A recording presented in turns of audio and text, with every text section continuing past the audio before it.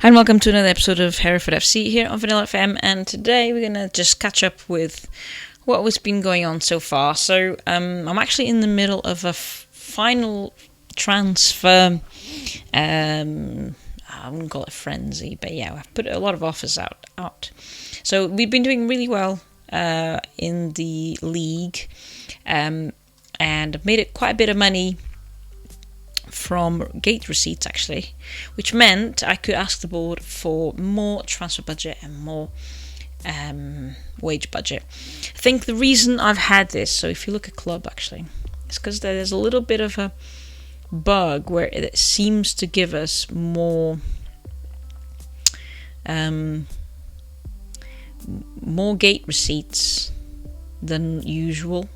Yeah, so something happened there and we got loads of gate receipts.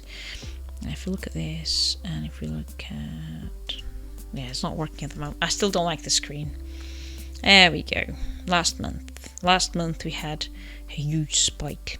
So obviously there was something that triggered lots of gate receipts. Not sure why. Anyway, but there's a bit of a bug in the stadium, because even though the stadium says it's 5,000 seats, when you look at the stadium, it's more than that. How do you look at the stadium? Stadium. Oh, that's Hereford. I really don't like the navigation. See, this is not even aligned. The navigation's still a bit broken, guys. So 5,000 seats, but it's more. The stadium is huge on one side anyway. I think it's a bit of a bug. Long story short, however, it means I am putting in quite a few offers for different players for different positions. But let's go through the squad as it is based on the latest update. So let's bring up my notes on the side. It's not working. Why is it not working?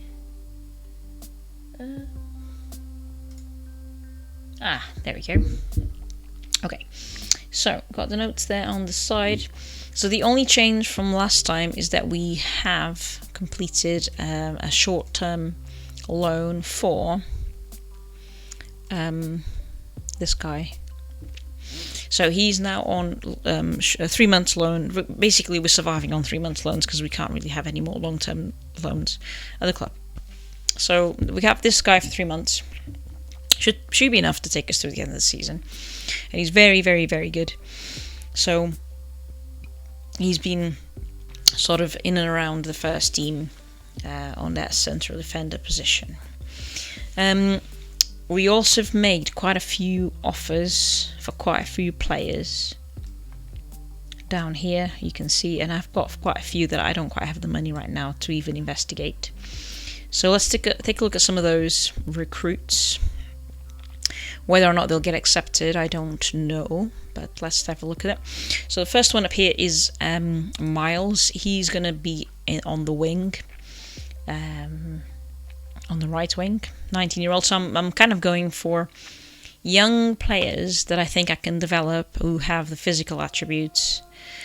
This one is not doesn't follow that criteria. So he's an older player, but he's got quite uniform levels for the attributes. I think he might be a good backup. So Paul Free, he's going to be one of our many defensive midfielders. He can play anywhere on the pitch. He'll be a very versatile player as well to have. So that would be Paul Free. Regan Riley. So Regan Riley is going to be again defensive midfield, but he's probably going to be more of a first selection player rather than a bench player. Aaron Powell. Aaron Powell is going to be playing on the left here. As you can see, pretty good. Still quite young for the position.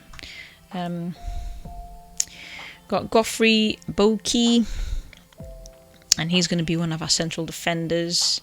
I think he could potentially be quite good. He's lacking a little bit of leadership, so he wouldn't be a captain, which is, central defenders tend to be more geared towards that, but he's not going to be one of those, I don't think. Charlie Sawyer, he can be either on the centre of defence, but I'm going to play him potentially on the left. We'll see. I've got the option for both really with him. But we'll see how the other transfers go. But yeah, probably centre defender, maybe on the left. But yeah, he's a good investment for the next couple of seasons. Obviously, the squad will evolve as we go up the leagues. Leighton is going to be playing on the right side. Then we have Enda Minogue, and Enda Minogue is going to be our backup goalkeeper.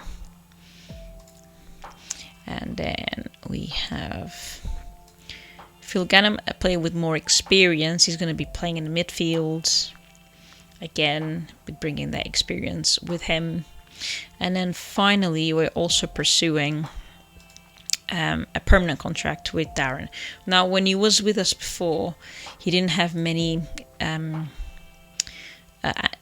appearances.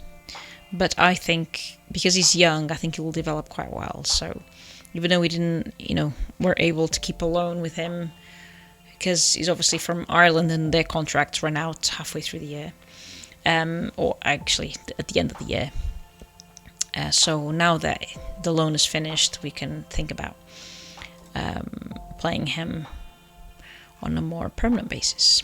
There we go. So those are the ongoing transfer bits. We are going to play... Oh, actually, I want to go... Will it show me? No. Okay. So we are 25? No. 15 points away. 15 points away from second place with one game in hand. We are going to play Corson at home, I believe. No, away, sorry, away. So let's head to the match. Yes, this is a bug as well. He always says one substitute outside the match squad. That's not true. We have... It's just 7, but it tells you every match that, but it's a lie. There are a few bugs. I noticed when I was playing the FA Trophy as well. If you have more than 3 substitutes in your bench, so I think normally you can put in 5 on your bench. Then it says, you have too many substitutes, too many. So there's some sort of bug that doesn't quite tally up. The substitutes you can have on the bench with the substitutes it says you have when you're going into the match. But there we are. Anyway. Now, it is a snowy day. Snow actually looks way better in Football Manager 26. It's one of the few features in FM26 that works better than FM24. I'm really not enjoying the game. I've been quite open about it. I don't think the game's conducive to entertainment at the moment, with the amount of bugs and just how bad it is with quality of life and being able to find things. But all of that said, some of the animations are really good, and also the snow is better. So the game will probably be quite laggy on your screen. It is very laggy on mine too. So that is an ongoing thing. I'm going to try to shut down some applications, so I don't need my notes open anymore. So let's close that. What else can I close?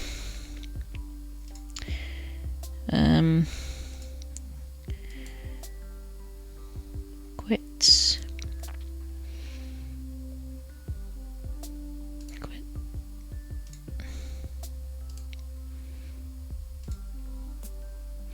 Okay, so I've closed all the applications on my laptop except the game and OBS. I'm hoping that will help. But yeah, even OBS is giving me a warning that it's overloaded. So obviously the game is not well optimized. And we all know that Macs aren't particularly well optimized to other PC games. But yeah, it's particularly bad on Mac. And it's very laggy. It's quite a well-known issue in the community that the Macs aren't having a good time of this game.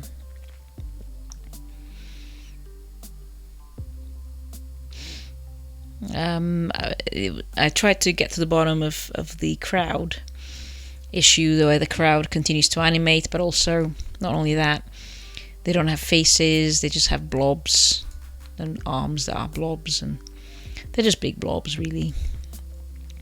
And other people that play even on better chips like M3, M4, the game is working better for them in other ways.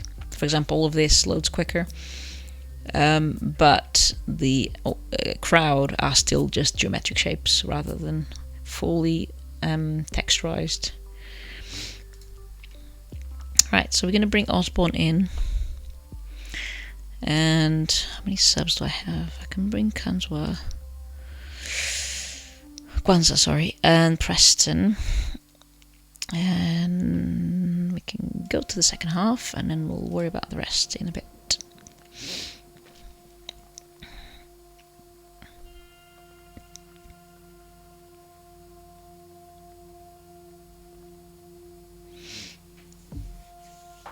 So yeah, the game is going quite well though. You can still play Gegenpress with fitness optimized players or whatever, and it still runs quite well. This bug with the caching flow as well, it's quite handy because it does mean I can develop the stadium. In previous versions of FM, it was really tough actually because you could progress up the leagues fine, but the investment wouldn't follow with it. So you'd get to a bottleneck where you didn't have money to improve the stadium, therefore you couldn't get more money for a better stadium. Because obviously when you have a better stadium, you also have better gate receipts, improved more gate receipts and season tickets, but also corporate facilities as well better, so you get more sponsors interested and so on. So it was a bit of circular matter. So I do hope they fix that in real terms, not just through a bug, that in real terms you get just better cash flow somehow from going up the leagues, with investors willing to invest in building a new stadium for you or something like that. Right, so what we're going to do, we've got I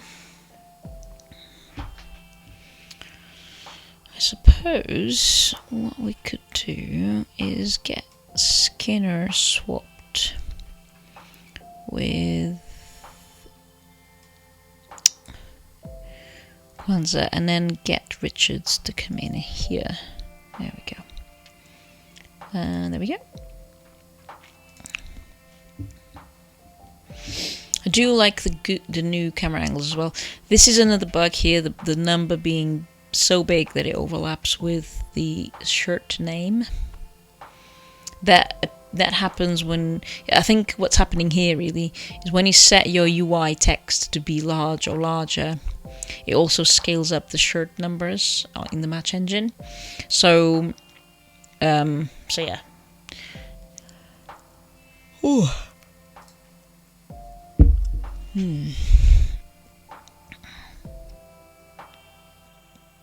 I've been trying to report all these bugs. The other day I spent all of my lunch hour reporting bugs.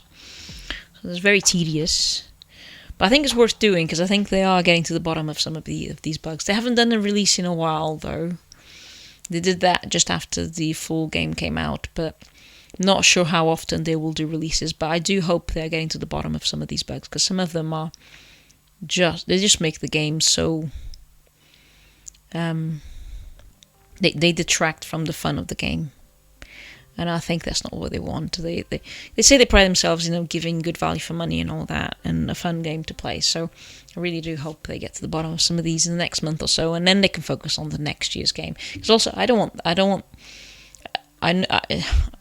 would prefer if they spent their effort making next year's game better, but at the same time at least tackle some of the major bugs that really make the game just feel a bit unnatural. So fix some of those this month, and then next month onwards, like, forget about it and just focus on developing the next year the game, and introduce some of these improvements that we've all been asking for, and even some of the bug fixes. Some of them we can live with, until next year. So that'd be great if they could just make sure that next year's game works seamlessly across all platforms. Mac is quite broken at the moment in a few different ways. So, all right, we drew the game, and we're going to move on to, I don't remember now. What's the next game? Oh, yeah, you can't close that screen. Filled. So that's what we're going to play next. But yeah, so next time we'll go and review. So essentially, this recruitment spree that I've been doing is to kind of set up the squad for next season. So that I use up the funds this season, so that by the time next season comes around, I might be able to focus on some of those attacking positions that I didn't have the money to do so right now. And then this sort of spreads the spending across 2 windows rather than just focusing on one. So that's basically the main aim on doing that. So in the next episode, we'll review how the recruitment has gone, and see how the year is going. I think we're setting ourselves quite well to be promoted this year without having to go through playoffs. But if we have to go through playoffs, then that's fine. But I don't see the need here. Just looking at the gap with only about 13 games left. Yeah, I think we'll be able to maintain that gap for a few more. So see you in the next episode. Thanks so much for watching. I really appreciate all the support and all the comments that people are putting as well. I'll try to reply to most of them as well if I can. But yeah, check out the Patreon as well. That's a great way for you to support the channel if you've been enjoying all the content, and also if you've been following the Football Manage Her channel, which is where I do the women's leagues journey save. So if you've been enjoying those and appreciating those and you want to support the channel, then go and check out Patreon as well. I really appreciate that. Right, see you in the next one. Take care. Bye-bye.